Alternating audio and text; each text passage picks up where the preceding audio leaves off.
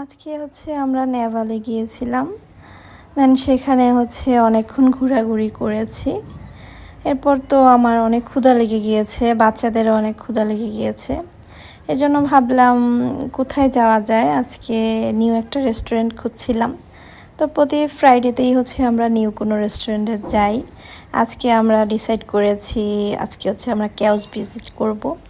দেন আমরা কেওসে চলে আসছি। আর এটার লোকেশন লালখান বাজারে ব্রোস্ট ক্যাফের ঠিক পাশেই সিঁড়ির গোড়ায় কেওসটা।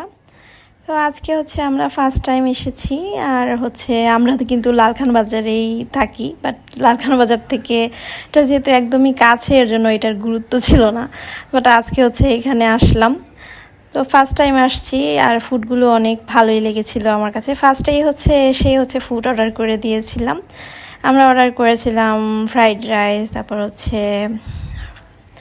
ফ্রেঞ্চ ফ্রাই, তারপর একটা প্লেটার টাকো। বিশেষ করে টাকোটা খাওয়ার জন্য এখানে আসছি মেনলি।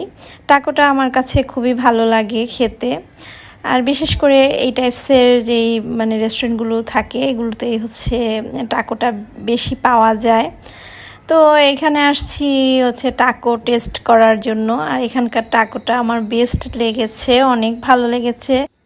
এমনিতেও আমার বাচ্চাদের মতো ক্রিস্পি খাবার বেশি ভালো লাগে। আমার সবসময় ফাস্ট ফুড খেতে ভালো লাগে, ক্রিস্পি খাবারগুলো সবচেয়ে বেশি ভালো লাগে আমার কাছে।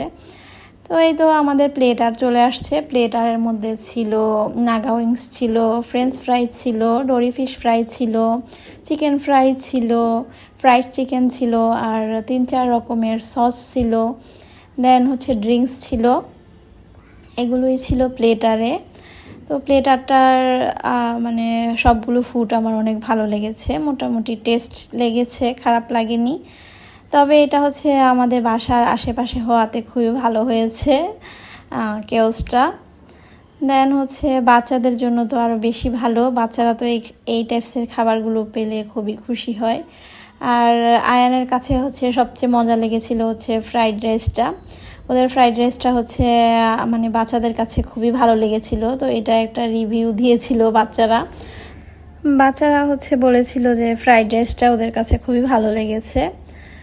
এর জন্য আমি হ্যাপি ছিলাম, আমার কাছে ভালো লেগেছে। আর এটা স্টুডেন্ট বাজেট একটা রেস্টুরেন্ট। স্টুডেন্টদের জন্য তো একদমই বাজেট ফ্রেন্ডলি একটা রেস্টুরেন্ট।